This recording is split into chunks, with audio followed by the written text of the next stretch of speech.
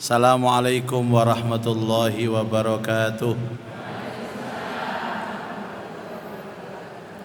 Bismillah, alhamdulillah, wassalatu wassalamu ala rasulillah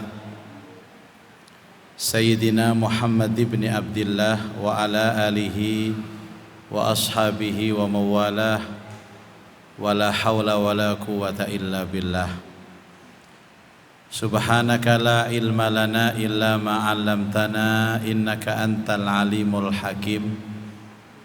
Rabbi shrah li sadri wa yassir li amri wahlul 'uqdatam min lisani yafqahu qawli, amma ba'du. Yang saya muliakan Bapak Ketua Pembina, Bapak Ketua Takmir beserta seluruh jajaran pengurus,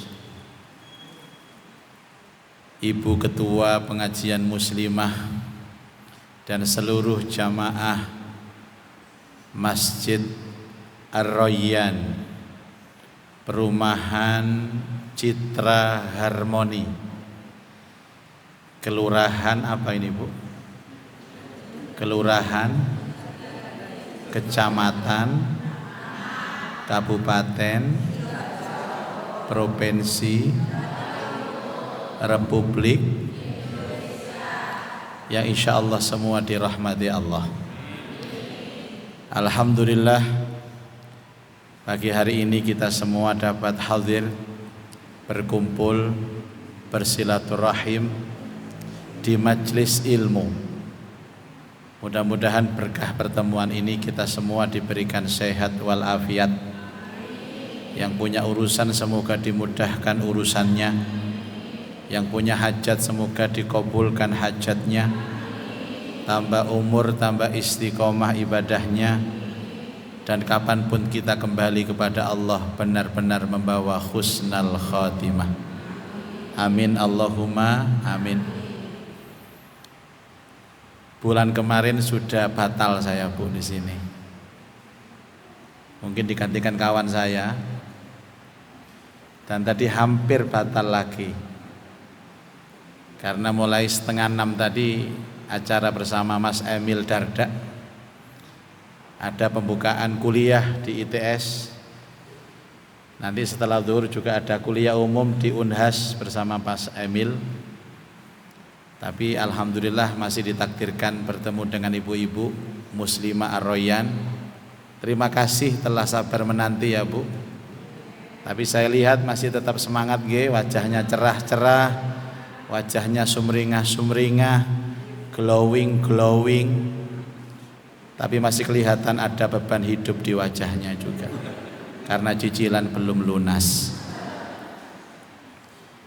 Ibu sekalian, siang ini kita akan berbicara tentang amal-amal yang paling dicintai Allah.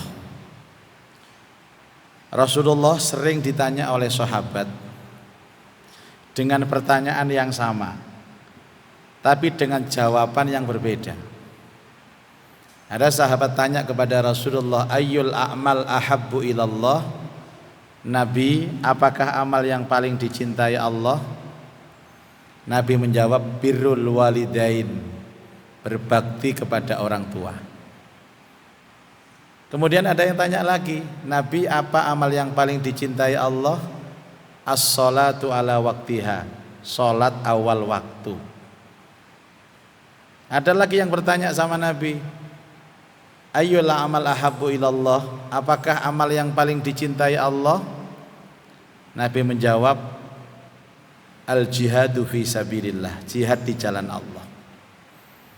Kenapa pertanyaannya sama tapi jawabannya beda? Karena Nabi melihat siapa yang bertanya. Misal yang pertama tadi, Nabi, apa amal yang dicintai Allah? Dilihat orangnya ini gak tapek gati ambek wong tua, gak perhatian sama orang tua. Dijawab sama Nabi, amal yang terbaik adalah berbakti kepada orang tua. Ada lagi sahabat, Nabi, apa amal yang terbaik? Ini yang bertanya ibu-ibu. Dijawab, berbakti kepada suami. Kenapa? Karena Nabi tahu ibu ini kata pek ngereken nanggone bojo. Enten jamaah mriki yang gak ngereken bojo? Enggak ada nggih? Alhamdulillah. Dulu ada Bu, sudah pindah orangnya. Tapi akhir-akhir balik ke sini lagi. Jadi setiap Nabi ditanya oleh sahabat, Nabi selalu melihat latar belakang yang bertanya itu siapa. Itu cerdasnya Nabi. Makanya Pak Bu, dalam menjawab persoalan selain urusan akidah, itu tidak boleh satu jawaban. La tadkhulu min babin wahidin fadkhulu min abwabin mutafarriqah. Jangan masuk dalam satu pintu, tapi masuklah di beberapa pintu.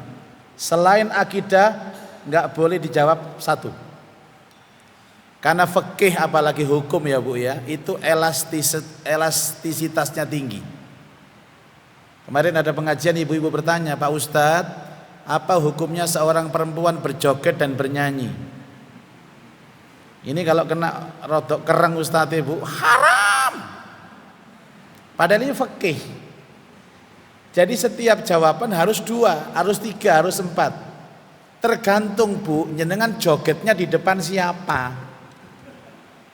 Nggak boleh kita mengatakan haram kalau jogetnya Anda itu di depan laki-laki bukan mahram Anda, ya haram. Tapi kalau menyenangkan joget di depan suami, bernyanyi di depan suami, dan atas request dan permintaan suami, hukumnya wajib. Mama joget India dong Ma, wajib Bu. Langsung angkatlah kakinya, tangannya begini-begini. Dan satu hal lagi urusan suami nih Bu ya, semuanya itu di dunia tidak ada boleh instan, harus pakai proses. Termasuk suami itu sukanya berproses. Makanya ibu nggak boleh suami di kamar baca koran, tahu-tahu ibu itu masuk tanpa baju telanjang, mesti kaget bojo sampean. Koran dibuka, astagfirullahaladzim, delok sampean blejet muda iku ya Allah, awak kok gak gerete blas ngene rek. Makanya berproses. Caranya supaya apa Bu? Supaya suami itu semakin dak-dikduk. Caranya bagaimana? Suami di kamar baca koran, ibu masuk kamar pakai cadar, pakai kerudung, pakai busana yang lengkap, pakai cadar. Dan pasti suami akan penasaran. Ibu langsung ngomong, assalamualaikum ya habibi, ya habibi. Katanya suami, ini siapa ya? Ini siapa ya? Kan dia penasaran Bu. Buka cadarnya, ini mama. Mulai dak-dikduk. Habis cadarnya, kerudungnya dibuka, set. Semakin dak-dikduk. Apa mana sih dibuka? Bajunya. Tapi jangan semuanya, sisakan 2 item aja lah. Papa yang ini, papa yang buka. Loh, luar biasa. Walaupun usianya 65, kembali ke usia 25. Bu, dari berbagai pertanyaan tentang amal yang paling dicintai Allah dan berbagai macam jawabannya, maka ada jawaban yang menjadi kuncinya. Hadis Abdullah bin Umar diriwayatkan Imam At-Tabrani, ja'ar rajulu ilan nabiyyi sallallahu alaihi wasallam, datanglah seorang laki-laki kepada Rasulullah, summa sa'ala, kemudian dia bertanya, ayyul a'mal ahabbu ilallah, apakah amal yang paling dicintai Allah? Nabi menjawab, qal sururun yudkhiluhu ala qalbi muslim, kebahagiaan yang kamu masukkan di hati saudaramu muslim, menyenangkan orang, itulah amal yang paling dicintai Allah. Itu kuncinya Bu. Jadi kalau saya bilang begini, ada orang sholatnya luar biasa, jamaah ke masjidnya luar biasa, tapi hari-harinya menyakiti orang lain, menyakiti tetangga, menyakiti mertua, la sholatalah, nggak ada gunanya sholat Anda Bu. Jadi ibadah ritual kita itu harus dikunci dengan ibadah sosial. Amanu wa amilus solihat, iman dan amal soleh. Ibu bapak, kita ini kan hidup dengan status Pak Bu. Pasti ada yang menyangka kalau bilang saya status ini status di WA ya. Bukan. Status itu begini, kalau saya sekarang diundang di Masjid Ar-Royan untuk ceramah, berarti status saya ini penceramah, betul nggak? Dan tugas utama penceramah adalah menyenangkan yang diceramai. Kalau saya sebagai penceramah status saya, tapi tidak bisa menyenangkan Bapak Ibu yang diceramai, saya gagal menjadi penceramah. Kan kita tujuan ngaji itu apa sih Bu? Tujuan ngaji apa? Kan 3 kan? 1 silaturahim, 2 tolabul ilmi, 3 cari hiburan. Karena saya tahu ibu-ibu ini sumpek, di rumah ini sumpek. Datang ke pengajian cari hiburan supaya pulang itu enak hatinya. Iki nang omah wis sumpek, nang pengajian sumpek, sumpek kuadrat. Begini Bu, tanda orang cerdas itu kalau ngomong simpel, nggak bulet. Dan orang kalau mendengarkan itu bisa senyum. Orang kalau sudah tersenyum, tertawa, pikirannya terbuka, hatinya terbuka, ilmunya gampang masuk. Ya, jadi kemarin ada pengajian di daerah mana kemarin? Aloha sana Bu. Saya nggak tahu itu majelis apa, ikut aliran apa. Pokoknya sebelum pengajian saya ini ketuanya bilang begini, ibu-ibu selama pengajian dilarang tertawa. Ini peraturan apa Bu? Saya tanya ketua pengajiannya, ibu kenapa nggak boleh tertawa? Memang temanya apa? Dahsyatnya siksa kubur. Pantes. Padahal menjelaskan siksa kubur pun tidak harus metenteng loh Bu. Orang sudah metenteng itu apalagi metutut begini Bu. Kalau sudah ini loh Bu, matanya nyatu begini itu susah, tertutup. Masuknya ilmu itu susah. Lagi pula orang kalau sudah tertawa tersenyum itu kan hati nurani. Tidak ada orang tertawa dipaksa, itu tidak bisa Bu. Itu hati nurani. Orang itu kalau sudah hatinya bahagia, ekspresinya tersenyum, tertawa. Lah mosok tertawa dilarang. Lah saya kan menjelaskan biasa awal-awal standar tegang. Lama-lama ya saya biasa Bu, guyon itu biasa. Akhirnya ibu-ibu yang paling depan itu harusnya guyu ngakak. Dia 4 guyunin. Ambek konyol disikut, ojo guyu Mbak, ojo guyu. Dari mana ada tertawa dilarang itu? Padahal orang itu kalau sudah tertawa Bu, nek dilarang tambah kemekel guyune. Oh, tambah ngowin. Adek rodok lemu pisan wong iku. Jadi guyu diumpet guyu, akhirnya yang belakang keluar Bu. Ya wis. Ini akibat ngempet guyu. Ayo sampean ngempet tolak metu sing nison. Dan itu lebih berbahaya daripada yang lain. Mengeluarkan gas amonia itu. Saya pulang. Saya dipanggil ayah. Kenapa saya dipanggil ayah? Karena saya punya anak. Maka tugas utama saya menyenangkan anak. Kalau ada ayah yang tidak bisa menyenangkan anaknya, dia gagal jadi ayah. Saya di rumah dipanggil suami. Kenapa suami? Karena punya istri. Tugas utama saya menyenangkan istri saya. Nek ono wong lanang dipanggil suami, tidak bisa menyenangkan istrinya, coret saja. Jangan jadi suami. Bu apa dadi apa gak ro. Ibu-ibu dipanggil ibu karena punya anak. Maka tugas utamanya adalah menyenangkan anak. Kalau ibu tidak bisa menyenangkan anaknya, coret namanya jadi ibu, ganti emak, tambahi lampir, mak lampir. Maaf Bapak Ibu, sekarang banyak orang ego Pak. Wis pokoknya aku seneng kon susah gak ngurus. Jangan begitu Bu. Amal yang paling dicintai Allah, mengorbankan kesenangannya demi kebahagiaan orang lain.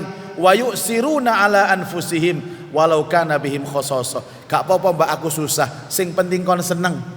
Wong tua gak apa-apa nak, mama gak makan, sing penting anak-anakku mangan kabeh. Iki lho jos wonge. Jangan egois Bu. Kemarin kan saya ada salah satu asisten gubernur ini mantu ya. Saya suruh nasihat pernikahan kemarin. Saya bilang, Mbak, kamu sudah siap menikah? Sudah Ustaz, sudah apa? Kalau kamu sudah siap menikah, nanti kamu jadi istri, hari-harimu harus nyenangkan suamimu. Jak boleh istri itu punya keputusan sendiri, harus minta ridhonya suami. Kamu keluar dari rumah, suami harus ridho. Kamu ke pasar, suami harus ridho. Kamu pengajian, suami harus ridho. Jangankan urusan healing ke mall, Bu. Anda keluar ke masjid untuk pengajian pun atas restunya suami. Suami nggak restu, jangan berangkat, Bu. Sekali kita berangkat, bau surga nggak Anda dapatkan. Papa, mama pengajian ya Pak. Siapa mah ustadznya Pak? Ustadz Muzaki. Udah mah berangkat mah. Berangkat Bu. Tapi kalau beliau melarang, jangan mah, jangan. Mama lagi butuh mama sekarang. Mama di rumah saja. Nggak boleh Bu. Jadi sakti suami itu. Apalagi suaminya sakit, Masya Allah, butuh dirawat, butuh disuapin kalau makan. Sing wedok dadak gak pamitan maro pengajian, dosa gede sampean Bu. Sing lanang, "Ma, jangan pergi, Ma. Sini loh sama papa, dampingi papa." Ngamuk. Cerewet kon niku papa. Wis tuwek ngono cerewet ae kon niku. Aku iki ngaji, golek ilmu. Anda kira Anda benar ngomong begitu? Ndak ada. Amalan seorang istri kecuali yang tertinggi nilainya itu ridhonya suami ini Bu. Mohon maaf ya, banyak kan ibu-ibu sekarang itu loh Bu, senang penampilannya baik, badannya bagus, diet, kurus, langsing. Padahal sing lanang gak seneng langsing, seneng lemu. Anda ndak ada gunanya diet-diet begitu itu. Makanya kalau diet pamit dulu sama suami. Jangan dikira loh Bu, laki-laki semua suka yang langsing, jangan. Di era modern ini banyak laki-laki sindrom senang dengan wanita-wanita gemoy. Termasuk yang pidato ini. Duh, saya itu senang dengan ibu-ibu lemu itu, senang luar biasa. Dari kita tukang mburi sok ginuk. Nyeneng no. Istri saya kan pamit, "Bah, aku tak diet ya, Bah, ben langsing ojo mi. Aku senengan sampean lemu." Langsung dilemokno saiki. Itu istri solihah itu Bu. Tidak memutuskan atas namanya sendiri, tapi atas ridho suami. Aku bilang sama istri, "Ya Allah, mi apa bangga sampai sampean?" Bangga, tambah lemu tambah bangga. Tambah dilemok namanya sana. Tembus 90 kilo. Tapi kan akhirnya banyak penyakit Bu, kelemon, kolesterol, asam urat, diabetes. Dia pamitan untuk diet lagi loh, lemu nyenengno bojo, diet pamit bojo ngoten lho. Bah, aku akeh penyakit, Bah, aku tak diet ya, Bah. Ya mik diet tok gak apa-apa. Ngoten lho Bu. Diet ketat sekarang. 6 bulan turun 45 kilo. Tapi yang ditimbang kaki kiri saja Bu. Sampean puas ya gini, seneng ya cerita-cerita ngene. Jangan begitulah Bu. Orang itu begini loh Pak. Ada pengurus pengajian rapat bikin seragam. Ibu-ibu, bagaimana kalau kita nanti warna seragamnya biru? Yang sana, "Maaf Bu, saya tidak suka coklat." Sana macam-macam pendapat-pendapat. Siapa pahlawan di antara mereka yang hadir? Mereka yang tidak memaksakan pendapatnya, tapi lebih menerima pendapat orang lain. Toh hanya urusan kodong. Itu namanya bijak. Tapi berapa banyak urusan kodong digawe gede. Pokoknya biru, titik. Ngono Bu. Pokoknya kalau enggak biru, saya keluar dari pengajian ini. Loh, emane rek. Loh, di tempat kami itu loh Bapak Ibu. Itu ada kan namanya orang ngurus masjid ini kan namanya itu orang bersama-sama Pak. Punya pikiran sama-sama, punya pendapat sama-sama, apalagi orang yang gak paham agama. Perbedaan sedikit tersulut. Hanya karena ini satu kunut, satu gak kunut tersulut. Padahal gak prinsip semuanya. Terus dia Bu, akhirnya pendapatnya gak dipakai. Dia bersumpah, "Demi Allah, sejak hari ini saya tidak akan menginjakkan kaki di masjid ini." Padahal jelas dia menggunakan nama Allah untuk bersumpah keburukan. Padahal dulu Abu Bakar As-Siddiq itu pernah Pak ditegur sama Allah. Gara-gara apa? Dia punya pembantu namanya Abdullah. Lah Abdullah ini ikut serta menyebarkan berita hoax kalau anaknya Ibunda Aisyah istri Rasulullah itu serong atau berselingkuh dengan sahabat lain. Kasus hadisul ifki. Habis dari perang, Ibunda Aisyah ikut. Biasanya kalau ada orang perempuan ikut dalam perang itu Pak, itu ditaruh ada tenda di atas onta dari kayu. Kayak rumah-rumahan kecil Bu dari kayu, itu isi orang satu. Biasanya kalau perempuan di situ dan dijaga oleh satu sahabat. Pulang dari peperangan itulah istirahat di salah satu tempat di oase, ada airnya di sana. Ibunda turun. Kemudian setelah berangkat sudah mau ke Madinah, cincinnya ibunda ini ketinggalan di sungai tadi Pak. Padahal itu cincin pemberian Rasulullah. Nggak enak diambil lagi, tapi nggak pamit sama Nabi. Karena dia tahu sudah ada yang mengawal. Sudah, jadi ngambilnya cincin itu dengan seorang laki-laki sahabat yang jaga ontanya Ibunda Aisyah ini. Ada seorang munafik yang tahu keadaan itu Pak, jenenge munafik, provokator, penggaweane ngedu-ngedu aja ini. Dia manfaatkan keadaan itu sampai pagi di Madinah Rasulullah nyampe, ibunda nggak nyampe, belum nyampe karena ambil cincin tadi. Setelah semua sampai di Madinah, datanglah ibunda bersama laki-laki ini. Langsung Abdullah bin Ubay bin Salam bin Salul menebarkan hoax bahwa istri Rasulullah berselingkuh dengan sahabat yang menjaganya. Oh rame sama Madinah Pak. Geger sampai Rasulullah itu dilapori sahabat. Gimana Rasul? Gimana Anda berita luar biasa? Netizen ini saniki Bu. Itu nyerang semua sekarang. Oke, kumpulkan semua sahabat, kita rapat untuk menyelesaikan masalah ini. Sampai Rasulullah enggak menyapa Ibunda Aisyah itu 3 hari Bu. Dan Rasulullah Ibunda Aisyah mengatakan, aku sering mendapat ujian dari Allah, tapi tidak seberat sekarang ini. Gak disopo Nabi, berat ujiannya. Nabi bukan gak nyopo Bu, cuman senyum aja, ya. Tapi gak bicara, tersiksa rasanya Ibunda Aisyah. Akhirnya rapat.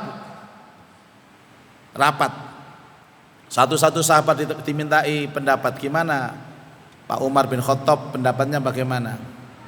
Nabi ndak usah dihiraukan. Sudah itu omongan orang, ndak usah dihiraukan. Satunya lagi, loh nggak bisa begitu Umar. Ini urusan-urusan persoalan umat Islam harus kita selesaikan, harus kita cari jalan keluarnya. Terus banyak usulan Ali bin Abi Thalib. Ali itu siapa Bu? Mantunya Nabi. Dan dia mengatakan, Nabi, bagaimana kalau engkau ceraikan saja Ibunda Aisyah ini, supaya tidak polemik lagi di Madinah, dipegatai Ibunda Aisyah ini. Ngomong koyok ngono Bu, rapat Ibunda Aisyah ngrungokno nang jero. Mungkin batine nek jare wong daerah mriki, taman mriki Bu, mantu kurang ajar iki. Dari situlah muncul dendam sampai nanti terjadi perang Jamal, perang Siffin antara mertua dan menantu. Ingat, antara Ibunda Aisyah perang dengan Ali bin Abi Thalib. Makanya tidak semua pendapat orang itu ya begitu Bu.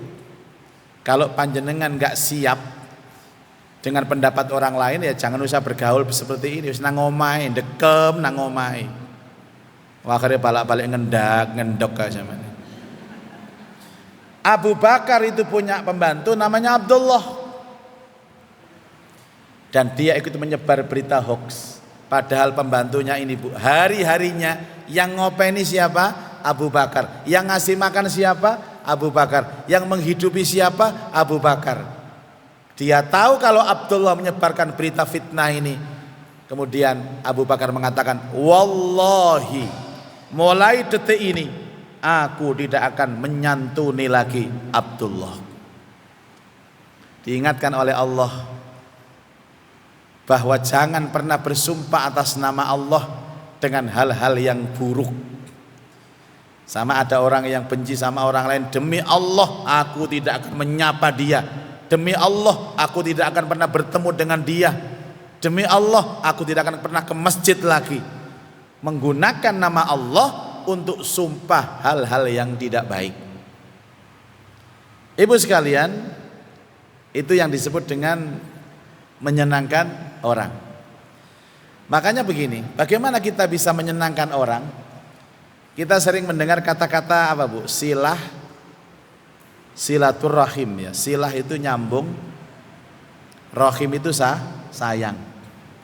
Nah, sayang ini merupakan nikmat yang terbesar dari Allah. Orang kalau sudah punya sayang Bu, yang dia lihat itu hanya kebaikan dan keindahan. Biasanya orang sayang itu tidak mungkin menyakiti orang. Orang sayang itu mengalah. Orang sayang itu memaafkan. Suami istri itu kalau saling sayang Bu, salah satunya bersalah pasti memaafkan. Istrinya salah minta maaf. Papa, mama salah apa? Mohon maaf ya Pak. Sudahlah saya, enggak apa-apa. Mama kan manusia biasa, sama kayak papa. Itu artinya suaminya sayang sama istrinya. Jadi ciri utama orang yang menyayangi itu Bu, kalau yang disayangi bersalah, itu mudah memaafkan. Tapi kalau sudah membenci Bu, Masya Allah, itu musibah besar Bu. Makanya orang sayang, orang cinta, itu menjadikan hal-hal yang salah jadi benar. Tapi kalau orang benci, yang benar jadi salah. Suami kalau cinta istri Bu, istrinya pakai kerudung terbalik itu loh, cantik. Jilbab itu lubangnya di belakang, depan ketutup begini. Cari sing lanang, mama kok cantik ya hari ini, kodong kuwalek lho ayu. Karena sayang, karena cinta. Yang nampak hanya kebaikan dan keindahan. Tapi kalau sudah suami benci kepada istrinya Bu, waduh gawe apa gak cocok.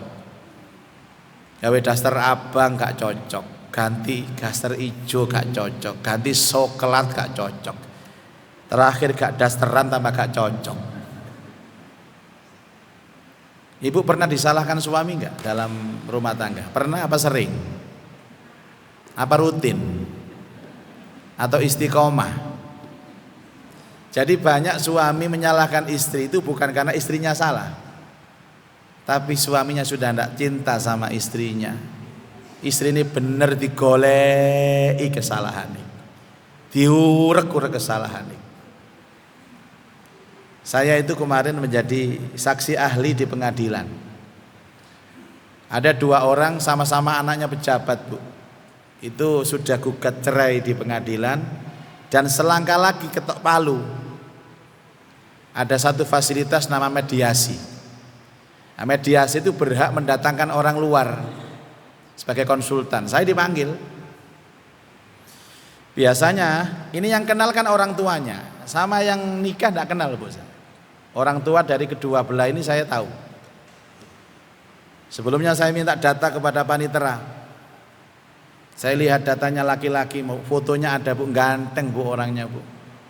Saya lihat Masya Allah masih muda, tapi prestasinya luar biasa. Ini lulusan luar negeri, S2 luar negeri. Dia juga salah satu direktur di perusahaan. Saya lihat riwayatnya itu loh Bu, baik. Terus saya lihat fotonya yang perempuan, cantik. Riwayat pendidikannya luar biasa, riwayat keluarganya luar biasa.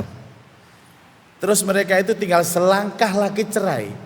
Lagi ya opo sih, sing lanang sempurna, sing wedok sempurna, kenapa mereka bercerai?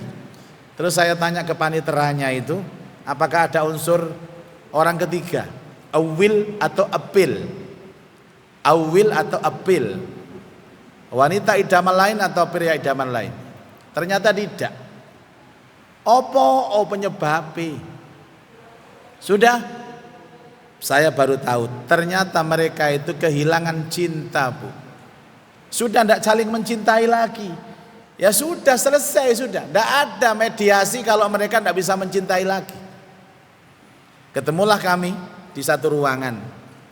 Saya bilang, Mas, Mbak, saya dimintai tolong papa-papa kalian untuk memberikan mediasi supaya kalian membatalkan perceraian ini. Sebenarnya ada apa sih Mas? Ada apa sih Mbak? Silakan bercerita. Memang saya bukan penyelesai dan pemutus. Pemutus adalah pengadilan. tapi saya membantu memberikan masukan. Coba ceritakan kepada saya, kenapa sampai seperti ini? Langsung sing lanang ngomong, Bu, Pak Ustadz saya ngomong dulu. Sing wedok gak terima. Enggak, saya dulu. Sing lanang, saya dulu. Akhirnya geger nang ngono, Bu. Tak tinggal. Mosok kene ku dadi penengah wong geger ngene. Orang kehilangan cinta itu susah, Bu. Maka terakhir saya bilang, Mbak, mohon maaf, kalian ini sempurna, wajah, fisik, harta, status sosial, keluarga, semua sempurna. Tapi kalian gak punya cinta, susah. Dan yang punya cinta adalah Allah. Sebelum ketok palu cerai, berdoalah tiap malam kepada Allah, ya Allah, kembalikan cintaku kepada suamimu. Satu, kembalikan cintaku kepada istriku. Semua berdoa. Orang seperti ini, Bu, solusinya Allah sendiri yang ngasih solusi. Ada dua solusinya. Satu, Allah mengembalikan cinta mereka, atau salah satu di antara mereka mati. Mari wis. Ya apa kan sing di orang-orang mana wis mati, masuk orang-orang nang kuburan sampean. Mau tahu cerita selanjutnya? Ngundang lagi, enggak sekarang. Masih panjang ceritanya, nanti apa yang terjadi. Begini loh, Bu, orang itu kalau sudah punya cinta, hidupnya selalu bahagia. Dia mau tinggal di mana, bersama siapa, senang. Dan orang kalau sudah cinta itu waktunya atau durasinya itu mesti cepat. Contoh ya, panjenengan ngaji. Ini ngaji, Bu. Kalau senang dengan pengajian ini, cinta dengan pengajian ini, itu walaupun panjang, Bu, gak kerasa sampean. Telung jam nih kalau sampean ngrungokno pengajian ngeten seneng atine, gak kerasa. Sing kerasa ya sing ceramai.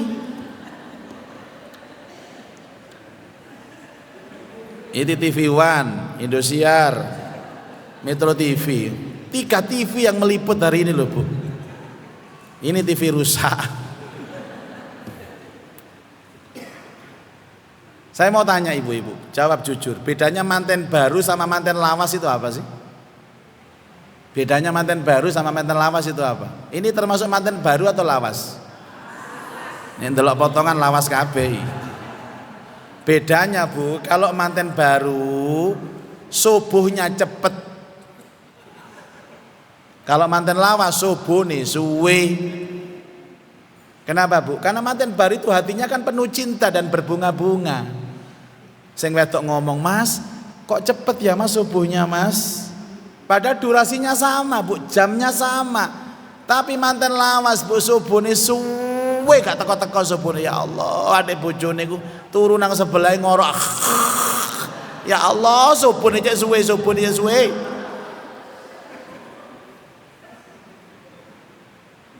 Saya ditanya sama jamaah begini, Pak Ustadz, saya kasihan ya dengan orang yang meninggal duluan kemudian dikubur. Dia harus menunggu lama di alam kubur, menunggu hari kebangkitan.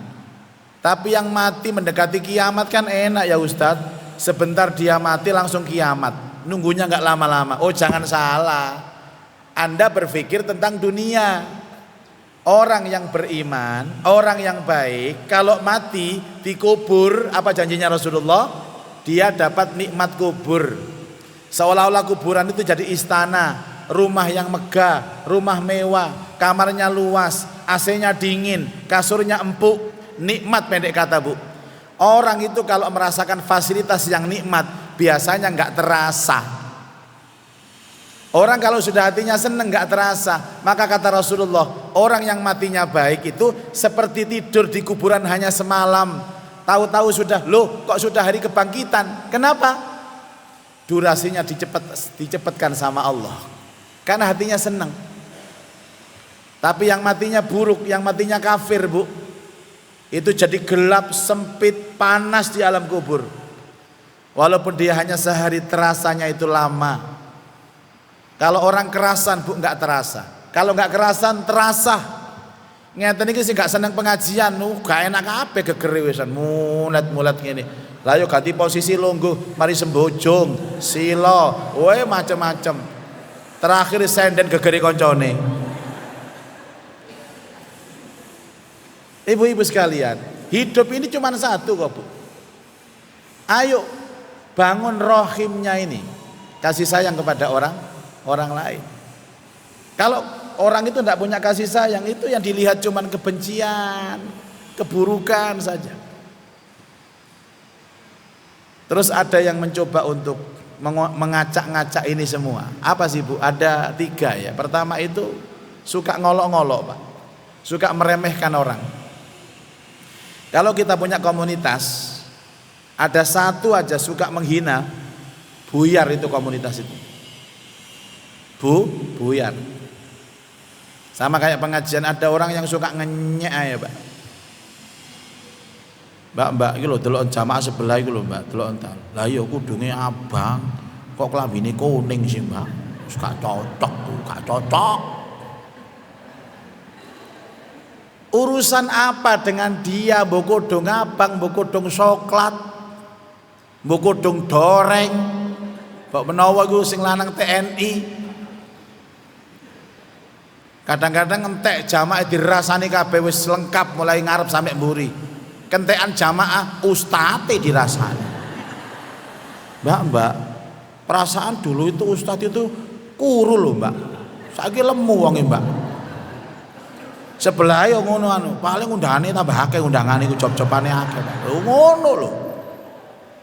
Lah saiki lho masih job-jobanku akeh lho, sampean tak kei tak kei ya men. Enggak ada gunanya bahas saya, enggak ada gunanya. Saya ini kan punya status tuh Bu. Sekarang ini saya ini imam besar Masjid Al-Akbar. Itu namanya pekerjaan atau profesi non profit. Enggak ada bayarannya Bu. Kami ini konsultan saja, enggak ada bayarannya. Jadi jangan dianggap ini masjid nasional, imam besarnya bayarannya. Enggak ada bayaran saya.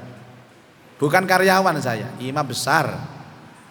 Barusan diangkat sama gubernur, sekarang imam besar Masjid Raya Islamic Center.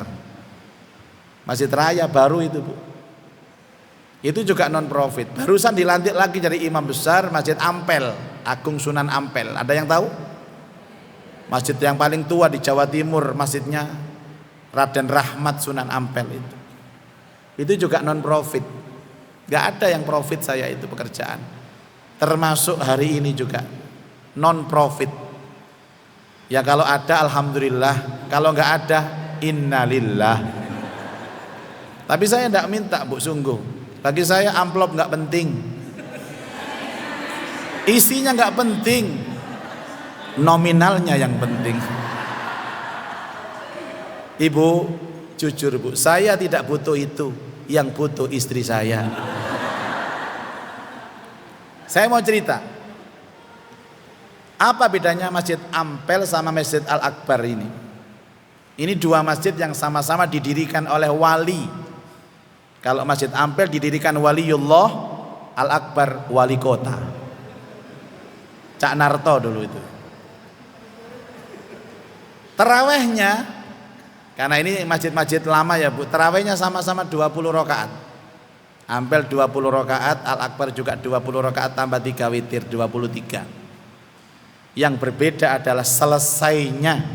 Al-Akbar jam 8 buyar, Ampel jam 11 malam baru selesai. Imamnya sama, rakaatnya sama, tapi selesainya beda. Kenapa Bu? Sebab karakter makmumnya beda. Kami sebagai imam tugasnya menyenangkan makmum. Kenapa di Ampel itu sampai jam 11 yang dibaca 1 juz setengah? Dan mereka itu jamaahnya Pak seneng yang panjang-panjang. Dari jauh-jauh Bu, dari Tulungagung, dari Probolinggo, dari Sumeneb jamaah tarawih di sana. Semakin malam semakin penuh, semakin akhir Ramadan semakin penuh, semakin panjang ayatnya, semakin senang mereka itu menjadi makmum. 1 juz setengah Bu. Pernah saya terapkan di Al-Akbar 1 juz, buyar jamaah. Karakternya beda Pak. Itu yang saya maksud. Ini bukan pelin-pelan, bukan. Kalau sudah urusan orang lain, maka jangan pernah memikirkan diri sendiri. Kalau ada makmum yang sambatan, kesakitan, apalagi kemudian berat gara-gara imamnya kepanjangan, yang dosa imamnya, pengumuman. Imam harus tahu kondisi makmum, kan begitu Bu. Sebelah rumah saya itu kan ada perumahan baru, bikin musola. Mau Ramadan bikin terawih. Mereka berdebat, Bu. Ini mau rakaatnya 8 apa 20, 8 20. Memang masyarakat awam itu senangannya debat terus. Tidak ada penyelesaiannya. Akhirnya saya dipanggil. Pokoknya saya serahkan Ustadz Muzaki untuk memutuskan ini mau 8 rakaat atau 20. Saya walaupun kebiasaan 20, tapi saya melihat karakter jamaahnya, Bu. Saya lihat banyak karyawan, banyak ASN. Kalau Ramadan pulang sampai di rumah maghrib, mereka kepingin terawih tapi sudah capek, sudah ngantuk, butuhnya terawihnya gak lama-lama. Akhirnya saya bikin jajak pendapat atau polling. Saya kasih tulisan, Bapak memilih 8 atau 20. Kalau 8 alasannya apa, 20 alasannya apa. Yang saya bagi ada 300 jamaah. Tak kasih lembaran. Milih 20 apa 8. 300 jamaah luar biasa. Yang 299 milih 8. Situ tok sing milih 20. Sinten ketua takmir. Ya sudah pakai 8. Kenapa sih ini nggak prinsip kok? Ini kan furu'iyah namanya, Bu. Sekali lagi, selain urusan akidah, berbeda itu mungkin, berbeda itu boleh. Yang nggak boleh urusan akidah. Selamanya kul huwallahu ahad, Allah itu satu, selamanya berlaku. Kalau ada orang Citra Harmoni mengaku jadi Tuhan, wajib ditolak. Kok menawa ono? Kan akhir zaman nanti banyak, Pak, fenomena-fenomena mengaku jadi Tuhan, mengaku nabi. Kan pernah ada Nabi Musaddiq gitu. Mengaku jadi malaikat Jibril juga ada, Lia Aminuddin itu. Jadi ada yang mengaku nabi, mengaku malaikat Jibril, ditangkap polisi, dimasukkan di sel yang sama. Nabi ketemu malaikat nang penjara. Jangan egois. Jangan egois. Walaupun kita nggak suka, tapi orang lain suka, luar biasa, Bu. Tanyakan istri saya nanti kapan-kapan kalau ketemu. Kebiasaan saya itu kan selalu menawarkan ke anak-anak, seminggu sekali kita makan di luar, Bu. Makan apa? Kadang umiknya makan ini, anaknya makan ini. Padahal saya dua-duanya nggak selera, nggak suka. Tapi demi mereka senang, ayo berangkat.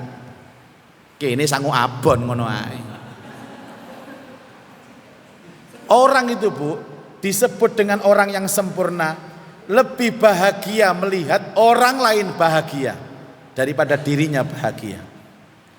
Sampai ada hadis mengatakan, wallahi la yu'min, demi Allah tidak beriman kamu, hatta yuhibbu li akhihi ma yuhibbu li nafsih, sampai mencintai saudaranya melebihi mencintai kepada dirinya sendiri.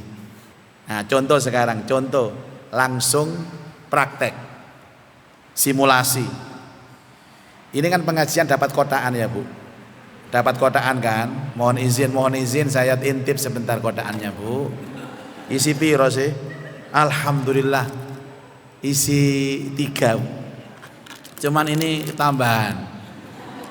Aslinya isi 2. Lemper sama kue lumpur sudah. Ini standar pengajian rutin memang begini, Bu. Kalau pengajian umum ditambahi lagi biasanya. Coba kalau nggak ada ini cuman 2. Yang satu memang aroma agak asin, yang satu manis. Iki apa pengajian bakas badokan nih.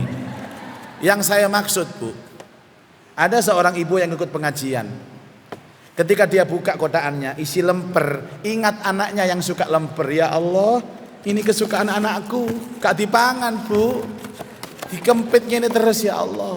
Cari koncone lah, gak mau kampangan, Mbak. Aku eling anakku, Mbak. Itu loh, ibu yang hebat. Kotaane wutuh gara-gara eling anake.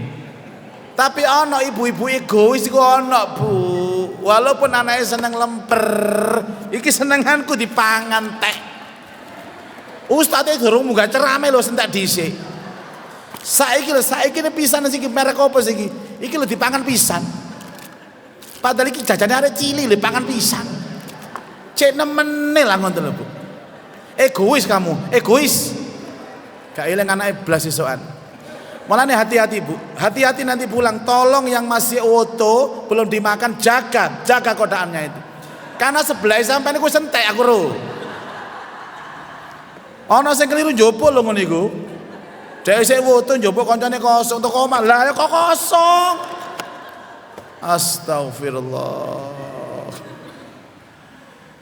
Karena jamaah yang datang banyak Bu, kotaannya terbatas, sing mburi gak oleh kotaan. Sampeyan wis oleh. Ini nglamalkan ilmu loh ya. Sing gak oleh kotaan jejer sebelah sampeyan. Dhek ndelok sampeyan nggawa kotaan ae. Kaya-kaya kepingin iku. Orang yang hatinya itu penuh kasih sayang, Mbak, monggo jenengan pundhut kotaan kula. Niki lho jenengan terus pundi? Pun mboten napa-napa. Teng griya pun kathah kotaan. Kotaane tok gak ono isine. Itu. Mementingkan urusan orang lain daripada dirinya sendiri. Niku nek wong bijak. Tapi nek wong medhit, Bu. Dhek oleh kotaan sebelah gak oleh, ngelirik kotaane. Iki ngelirik kotaanku iki awas iki. Tambah dikuwempet nang kelek ngene soal. Oh sak wangen kaya diopen ngoten niku. Endi gelem wong sampean kempet kelek iki bapak iki njaluk ae engko njaluk kotaanku iki. Kecuali Pak, kalau sop sholat jangan ngalah Pak, itu salah tempat sampean. Kalau ada sop jamaah begini itu rebutan, itu beda urusan. Al-isaru fil ibadati matlubun, rebutan sop itu dianjurkan, ojo ngalah. Ono sing kosong, jenengan monggo Pak, jenengan ngajak monggo, sing sepuh monggo. Jelas nggak ngerti ilmu orang ini. Urusan panganan rebutan, urusan sop ngalah, kuali. Sop rebutan, panganan ngalah, ngoten lho Bu. Itu yang terbaik. Dan itu lho Bu. Maaf Pak, kita ini kan laki-laki. Apa sih kelebihan laki-laki dan perempuan secara penciptaan, secara prinsip? Laki-laki itu Bu, hatinya itu kuat, gak baperan. Karena kita mainnya main akal. Kalau perempuan baperan, mainnya perasaan. Sebabnya halus Bu hatinya. Itu disampaikan Rasulullah, perempuan diciptakan dari tulang rusuknya laki-laki yang mudah bengkok. Bengkok artinya lunak. Makanya haram Pak. Kita marah sama ibu-ibu, marah sama istri itu haram. Kalau ada seorang suami marah ke istrinya dengan bahasa yang kasar, suami stres. Kalau sampai dia mukul istrinya, suami gila itu. Lawang bojone kulite alus, perasaane alus, pipine alus, kok ditaboki ya sing lanang, ya Allah. Makanya kita harus ngalah Pak, ngalah. Dulu pesannya Rasulullah, kalau istrimu marah, dengarkan. Istrimu ngomel, dengarkan. Nasib kita itu hanya mendengarkan Pak, bukan membantah. Camkan itu. Ngadep rene ya ditelok ya bau. Pada rugi ngundang ustadz kira. Saya bukan belani ibu-ibu. Lah kok ada orang laki-laki itu loh debat sama istrinya. Wedok iku lemah kok didebat. Dia baperan kok didebat. Dengarkan dia ngomong. Dan pahlawan dalam rumah tangga adalah seorang suami yang mengalah kepada istrinya. Saya kemarin ada kawan berangkat haji. Pak Ustadz, bagaimana saya hajinya bisa mabrur? Kamu hajinya bawa istri Mas, bawa istri. Senangkan hati istrimu di sana. Nek bojomu ngamuk, ojo direwangi. Rungokno. Nek gak betah, gawe yo handset gini lho. Dan kalau dia minta apa-apa turuti. Njaluk kudung tukono, sajadah tukono, njaluk mas-masan ngarepe masjid tukono. Dek tolak. Bu, Pak, ngeten lho Pak. Kadang maaf ya Pak, saya ini kan alhamdulillah hafal Quran. Saya juga hafal 1000 hadis lah, karena saya juri hadis nasional. Saya dosen hadis juga. Tapi walaupun saya hafal Quran, hafal hadis, saya nggak semena-mena terus bojoku tak dalili terus, tak ceramai terus. Ndak, saya ceramah itu kalau diundang saja, pulang ndak mungkin ceramah. Lala apa aku ceramah buka lawang umi? Qala Rasulullah sallallahu alaihi wasallam. Dari bojoku stres apa ini? Yang dilihat dari istri saya ke saya itu Bu, bukan dalil saya, bukan qala Allah saya, bukan qala Rasulullah saya, tapi akhlak saya, karakter saya. Kalau saya lembut sama istri, dia lembut sama saya. Kalau saya kasar sama istri, dia kasar sama saya. Istri itu bayangannya suami. Sapa guyu telat iki, Mang? Contoh ya Bu, kita pakai kesepakatan. Ceramah kurang 5 menit lagi. Setelah ini langsung cus ke Jombang. Ada seminar Bapak. Boleh ikut juga, umum tuh, nggak bayar. Bilang aja kalau muridnya Ustadz Muzaki gratis. Dapat snack. Jadi dapat 2, dari sini dapat, dari sana dapat. Isinya 4 jadi 8 nanti. Saya punya kesepakatan dengan istri saya, Bu, supaya enak, nggak saling menuntut. Hidup itu paling susah kalau suami istri saling menuntut. Umi, pokoknya Abah kalau datang ke rumah pengajian di atas jam 10, Umi boleh tidur dulu, nggak perlu nunggu Abah. Abah nggak mau kunci dewe. Enak kan? Tanda tangan sudah di atas materai, taruh di pigora. Jadi kami nggak saling menuntut. Saya terlambat juga istri tidur dulu, silahkan. Kan ada model suami yang menuntut, mama pokoknya papa belum pulang, belum menginjakkan kaki di rumah, mama nggak boleh tidur, harus menyambut kehadiran papa. Masya Allah, kon sopo jenenge papa lemon tak mama lemon apa? Jadi saya itu tiap hari, Bu, pasti kan pengajian, dan pengajian kalau malam itu mesti dari rumah jam 11 jam 12. Jadi modon mobil yang buka-buka dewe, buka lawang dewe. Saya lihat istri saya tidur, Masya Allah, Bu, tidurnya angler, melungker, terkadang ngiler. Itu pertanda tidurnya nyenyak. Kan nggak mungkin saya bangunkan, hanya urusan-urusan sepele kan, kasihan. Ini kerjaan banyak loh, Bu, ibu rumah tangga itu, mulai isuk kora-kora, ucek-ucek, ngepel, durung macem-macem. Itu kadang-kadang anten itu TV rusak, dia munggah genteng kadang-kadang. Itu namanya istri paket hemat itu, Bu. Masih enak ngoti. Saya kan memaklumi. Sudah, saya haus, ndak usah bangunkan istri. Lah apa sih Pak, cek kemenya sampean niku. Wong atase ngelak gawe ngombe dhewe po sih. Saya buka di kulkas, mau ambil air es, ternyata ada sirup, gelasnya besar. Saya husnudzon, ini sirup pasti buat saya. Anak saya nggak suka sirup. Sudah saya minum, ndak usah bangunkan. Umi, ini sirupnya siapa? Ya Allah, untuk urusan minum saja kok ngerepoti turune wong wedok itu. Saya minum sirupnya, Bu, separuh karena ini banyak, tersisa separuh. Saya taruh di atasnya kulkas. Berharap nanti malam saya minum lagi. Lupa saya nggak saya minum. Subuh saya ke masjid, istri masih tidur karena nggak sholat. Jam 6 saya pulang dari masjid, istri sudah mengkerik begini di pagar, Bu. Loh, ono apa rek aku rek? Assalamualaikum. Waalaikumsalam. Abah, rene Bah. Ana apa mi? Tolong yo Bah, ojo dibaleni maneh. Saya sudah ndak enak, Bu. Apa sih maksudnya mi? Pokoke ojo dibaleni maneh. Pak, istri ndak butuh konfirmasi. Butuhnya kita minta maaf saat itu juga. Langsung iya mi, aku janji gak tak baleni maneh. Aku sepurane sing akeh, padahal gak ro masalahe. Orang perempuan gak butuh konfirmasi masalah, butuh nih sing lanang njaluk sepuro. Camkan itu. Ngadep rene aku. Sudah, kita kepingin rumah tangga ini bahagia langgeng, Pak. Oke, bapak-bapak mungkin pengalaman secara rumah tangga, tapi ilmunya ini loh. Pakarnya ilmu ini. Urusan menghadapi istri, ojo bantah, ojo golek ruwet. Yomi, aku sepurane sing akeh, aku janji gak tak baleni maneh. Cari hati, iki masalah ya apa sih rek?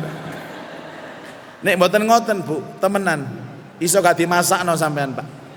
Nek gak dimasakno tok gak apa-apa, tapi nek bengi-bengi gak dipijeti wae ora sampean. Sudah, masuklah kita, Bu. Duduklah kita bersama-sama, sudah minum. Saya buka masalah lagi, mi sepurane sing akeh. Aku lak durung ro masalah sih. Apa maksudnya ojo dibaleni ku masalah apa? Baru mulai cerita, Bu. Aku takon nang sampean jujur ya. Ana apa rek? Padahal HP ku ya gak ono sing WA sapa-sapa, jamaah ibu-ibu harmoni ya gak tau WA aku. Rondo-rondo tak hapusi kabeh. Kini kan main alus, Bu. Tutuk omah tak hapusi kabeh jenenge rondo-rondo iku. Sing konsultasi ku tak hapusi kabeh. Menjaga perasaan istri. Ana apa sih Mi? Yo. Jujur ya, Mbah. Aku takon nang sampean. Sing ngombe sirup nang kulkas sapa? Astagfirullah, tuwas drodok aku ra akhir. Mbok masih konangan aku mau. Iya Mi, aku sing ngombe. Apa Mi? Ya terus sama ngombe entek apa ana sisae? Elingku ana sisae, sebab ape tak ombe maneh aku lali. Akhirnya aku budal nang masjid. Yo iku. Saiki gelas iku pecah. Sampeyan ndelek ndukure kulkas to? Iya bener, gelas iku saiki pecah. Ojo dibaleni maneh. Aku ngene ya Allah, ana apa sih rek?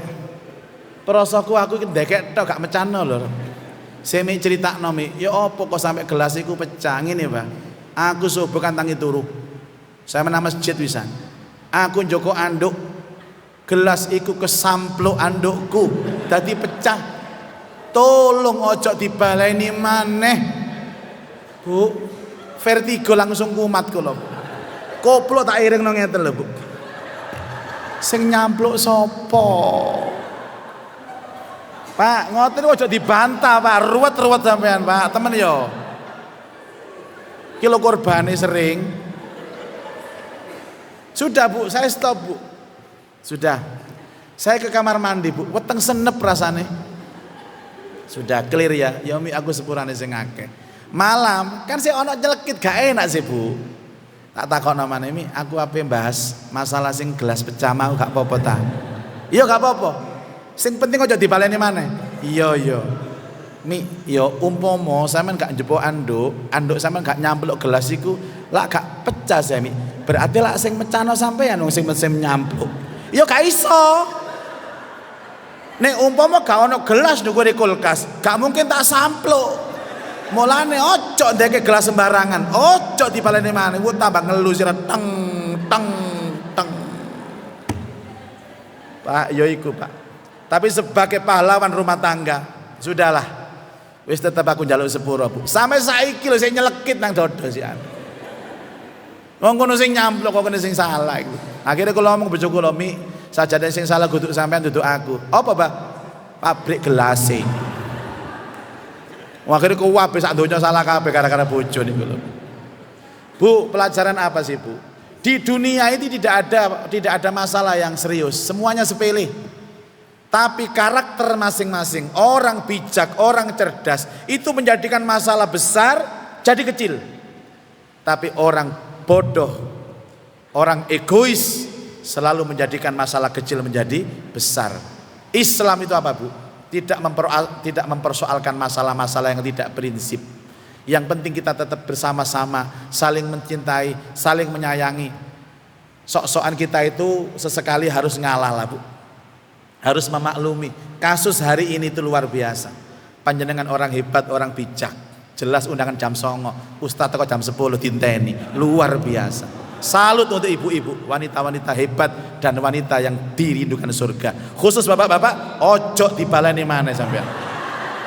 Demikian ibu-ibu, mudah-mudahan manfaat. Mungkin ada kebiasaan dialog 5 menit, 10 menit silahkan. Kalau tidak saya tutup dengan doa. Saya kasih kesempatan, ada mikrofon di sini. Monggo. Karena tadi mungkin sudah telat, boleh pakai dialog, boleh langsung doa juga monggo. Ada yang tanya ibu-ibu atau bapak-bapak, monggo. Perihal kotaan. Waalaikumsalam Bunda, silakan. Bunda siapa ini? Ibu siapa? Bu Arif.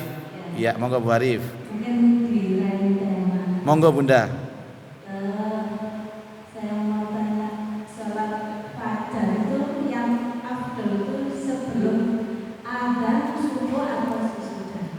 Bu Arif, ya.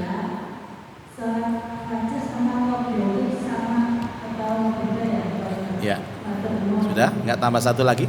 3 dapat handuk cantik nanti. Yang namanya fajar. Fajar itu apa sih, Bu? Fajar itu subuh.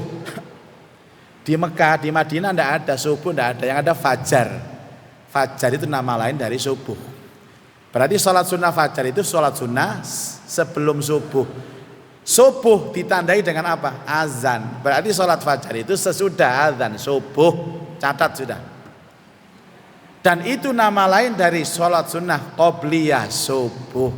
Sholat sunnah fajar itu sama dengan sholat qobliyah subuh. Dan sholat qobliyah subuh itu pasti dilaksanakan sebelum sholat subuh, tapi sesudah azan subuh. Lah kalau jenengan belum azan subuh ya belum sholat fajar namanya. Ngoten nggih Bunda? Jadi jenengan usolli sunnatal fajri rakaataini boleh. Atau usolli sunnatan qobliyata subhi rakaataini juga boleh. Sama-sama Bu. Boleh qobliyah subuh, boleh sholat sunnah fajar. Yang pahalanya lebih mulia daripada dunia dan isinya ini. Jangan sampai ketinggalan. Nah, ini bedanya Bapak sama Ibu. Maaf ya. Kalau Bapak karena kaitannya dengan jamaah subuh di masjid, Bapak sebaiknya sholat fajarnya di masjid, kecuali rumahnya dekat masjid. Rasulullah itu sholat fajarnya di rumah, tapi sholat subuhnya di masjid. Karena rumah beliau mepet masjid. Jadikan rumahmu untuk sholat sunnah, masjid untuk sholat wajib. Kan begitu. Lah berhubung Bapak rumahnya jauh-jauh ya jangan sekali-kali Pak sampean fajarnya di rumah sampai sini. Tahiyat akhir wisan. Eman, makanya Bapak di masjid. Ibu yang tidak diwajibkan di masjid. Kalau Bapak wajib di masjid, Bu. Ibu harus mendorong loh, Bu. Laki-laki kalau nggak sholat di masjid nggak sholat namanya, kecuali sakit atau uzur. Wajib laki-laki di masjid. Perempuan di rumah. Kecuali kalau suami ikut ke masjid silahkan, ada anak ke masjid silahkan. Tapi ibu di rumah, bapak di masjid. Kalau ada bapak di rumah, itu bapak-bapak sholihah. Bukan. Ayo ya. Gitu ya Bu ya. Kalau bapak ngajak ke masjid ikut Bu. Ikut. Kalau ada anaknya, mama ayo diantar ke masjid, ayo. Karena sholat di masjid itu lebih kondusif. Mesti imamnya sini mesti enak-enak, lebih khusyuk. Yang kedua mestinya enak, nggak sumuk. Apalagi bagus seperti ini, masya Allah, masjid bagus sekali Pak, luar biasa. Tadi saya ceramah itu ya kagum dengan masjid ini. Ini loh Masjid Nabawi, ini asli Nabawi. Miniaturnya masya Allah luar biasa. Pintunya juga pintu Nabawi itu Bu. Luar biasa. Sebentar lagi insya Allah akan ada yang nyumbang permadani atau karpet. Enak di sini Bu, sudah nggak usah di rumah, enak di masjid. Memakmurkan masjid, bisa silaturahim. Langkah kita kanan ke masjid itu diampuni dosa, langkah kiri diangkat derajat. Lagi pula di rumah itu sempit Bu, rumahnya sempit, musolai cedek-cedeng, cedek gudang, sumuk, sempit, panas. Ada dikai sampiran pisan musola ini, anduk, daster, sampai maaf Ibu jeroan-jeroan takut menika apa ya Allah. Pas takbir kecantol, Allah ya Allah peniki ya Allah. Ngoten niku genah ta sampean niku. Malaikat lho sampean guyut tok malaikat ya Allah. Kene wis kate nulis-nulis amalan kebaikan ketok cawet guyu malaikat. Cawete bojo sampean niku cantol nang kono. Allah. Ngoten nggih Bu? Ya, oke. Ada lagi? Satu lagi. Monggo. Nah, ini bunda saya ini. Silakan Bunda. Terima kasih Ustaz. Nggih. Yang diberikan kepada saya. Tadi Ustaz juga sudah mengilustrasi ada perceraian, rencana perceraian. Oh, ini kelanjutan tadi ya. Kelanjutan cerita berarti ini. Iya. Jadi sesuai tema tadi Ustaz. Sampai Ustaz yang memberikan mediasi, yang mana ternyata kedua-duanya ini masih sempat berselisih. Iya, iya. Aku disini. Iya. Artinya apa? Kelihatannya karakter suami ini lebih dominan. Iya, iya. Di sisi lain kalau disampaikan atau syariatnya istri harus menurut suami. Iya. Kemudian seperti tadi juga Ustaz juga memberikan ilustrasi, bahkan Ustaz sampai nyeru ke ibu-ibu, lebih diserang bapak-bapak. Iya. Artinya bapak-bapak ini juga harus memberi kesempatan ibu-ibu, yang mana ibu-ibu ini kalau boleh dikatakan mulai pagi sampai mau tidur lagi itu kerjaannya sudah tumpuk banget Ustaz. Masya Allah. Seperti itu. Jadi yang mana yang harus kami lakukan sebagai seorang istri? Yang pertama, yang kedua Ustaz.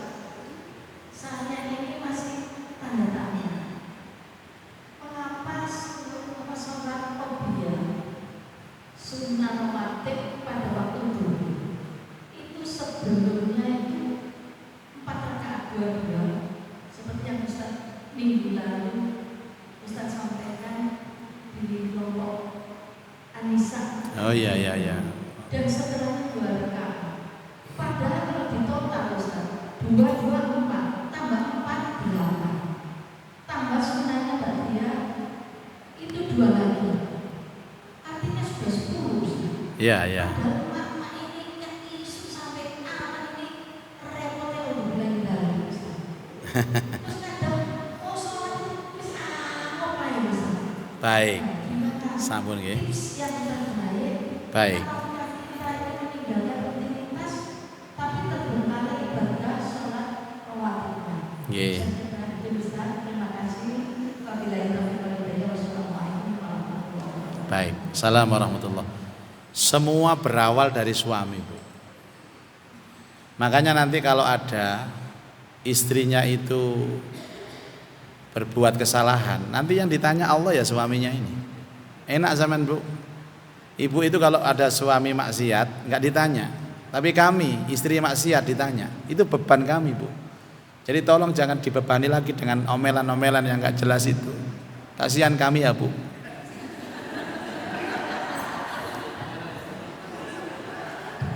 Tapi bapak-bapak tenang, ada kabar yang cukup menggembirakan bagi bapak-bapak yang sering diomeli dengan istrinya. Insya Allah nanti di akhirat siksanya diringankan sama Allah, karena di dunia sudah tersiksa dengan istrinya.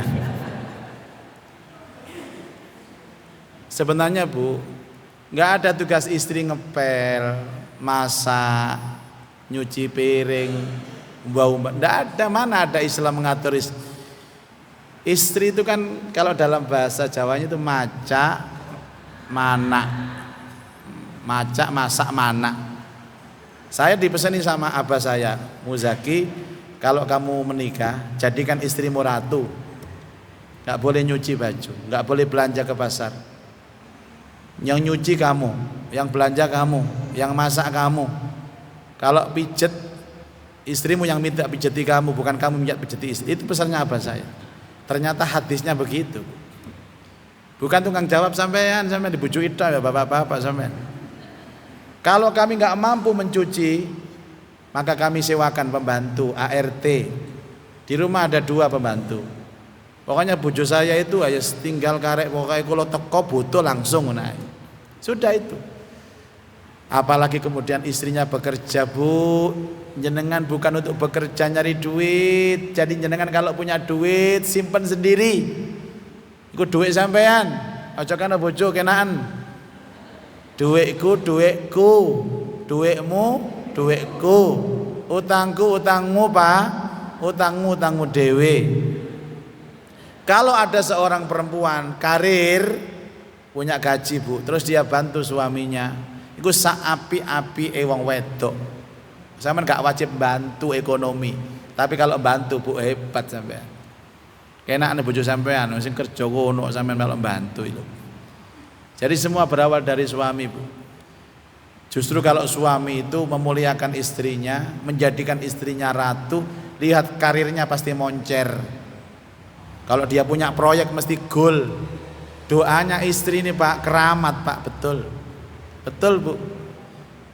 Kalau sampean gelem nyapu, gelem ngepel, gelem umbah-umbah, ya Allah, apik sampean iku Bu, apik temenan, tapi kebojok sama bojo sampean. Tak sampai ben ngerti.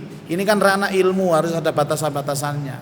Kalau ada istri itu ikut bantu nyuci baju sampai membersihkan rumah, ya Allah.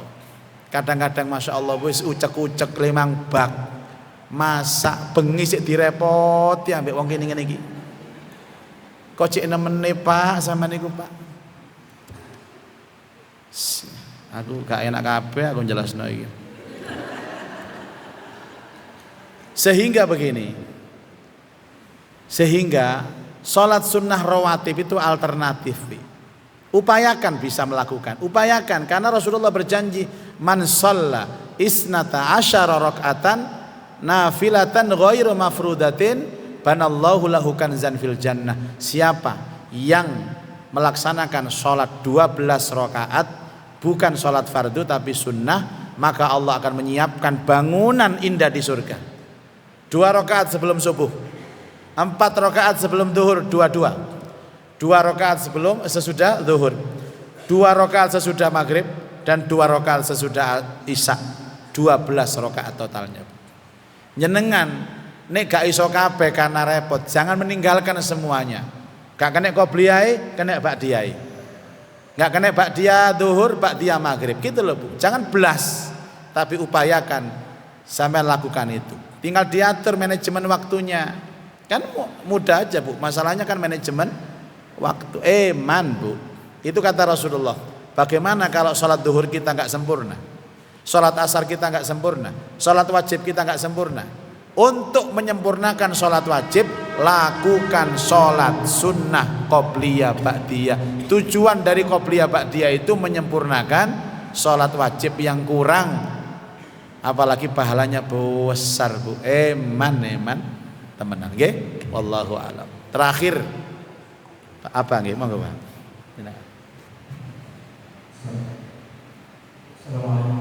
Waalaikumsalam warahmatullahi wabarakatuh.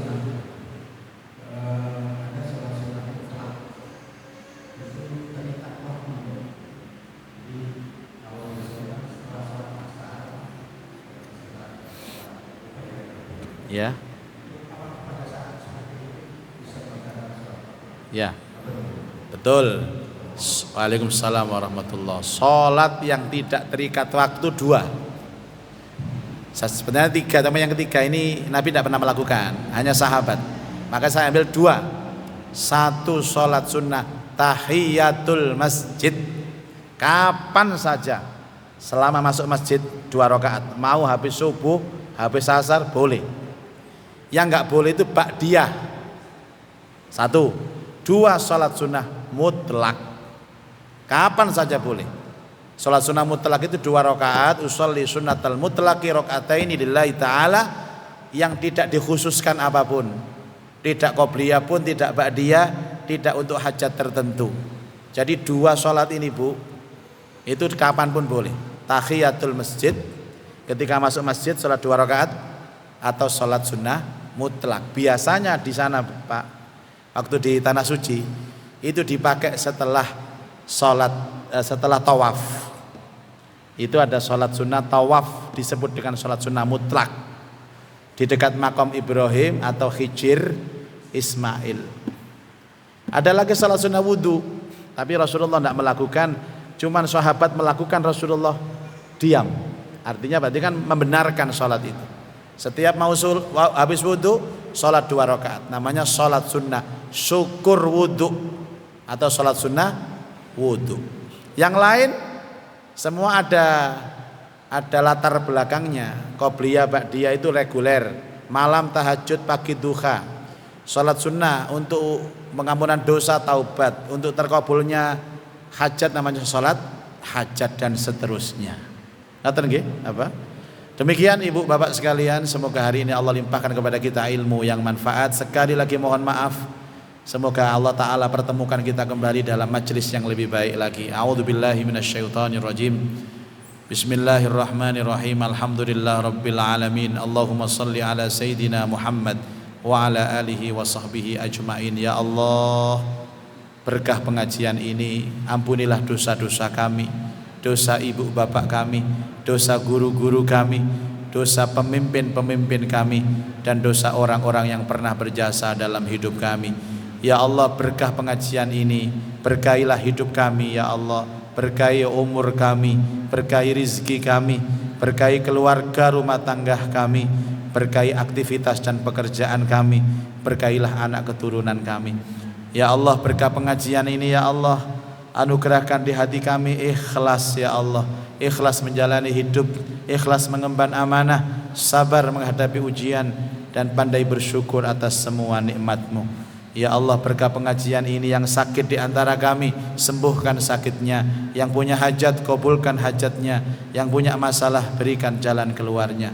Ya Allah, berkah pengajian ini berikan kepada kami ilmu yang manfaat untuk pegangan hidup kami ya Allah, agar selamat bahagia dunia sampai dengan akhirat. Berkahi pertemuan pengajian ini ya Allah, dan sayangi perpisahan kami, tutup usia kami kelak dengan membawa iman, membawa Islam, membawa amal soleh dan husnul khotimah. Allahumma anfa'na bima 'allamtana wa 'allimna ma yanfa'una wa zidna ilman nafi'a. Allahumma rzuqna fahman nabiyyin wa hifdzal mursalin wa ilhamal malaikatil muqarrabin. Rabbana atina fid dunya hasanah wa fil akhirati hasanah wa qina adzabannar. Wa sallallahu ala sayyidina Muhammad wa ala alihi wa sahbihi ajmain. Walhamdulillahi rabbil alamin. Wassalamu alaikum warahmatullahi wabarakatuh.